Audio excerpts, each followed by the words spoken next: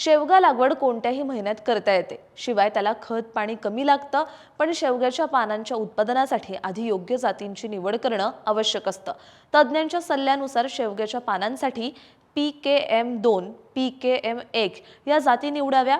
या जाती तमिळनाडूमधील कृषी विद्यापीठ कोइंबतूर या विद्यापीठाने विकसित केल्यात. यातल्या PKM2 जातीमध्ये बाजूच्या फांद्या जास्त येतात, त्यामुळे पानांचं जास्त उत्पादन मिळतं. तर PKM1 या जातीमध्ये पानं आणि शेंगा असं दोन्हींचंही भरघोस उत्पादन मिळतं.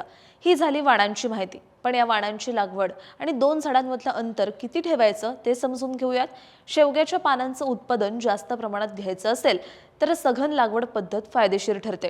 यासाठी झाडं 0.9 बाय 0.9 मीटर अंतरावर लावायची आहेत. अशा पद्धतीने एका एकरात साधारण 5000 झाडं बसतात आणि पानांचं उत्पादन भरघोस येतं. ही पद्धत विशेषतः शेवग्याच्या पानांची पावडर तयार करणाऱ्या व्यावसायिक शेतकऱ्यांसाठी फार उपयुक्त आहे. या लागवडीत शेंगांपेक्षा कोवळी पानं आणि दांडे वारंवार कापले जातात.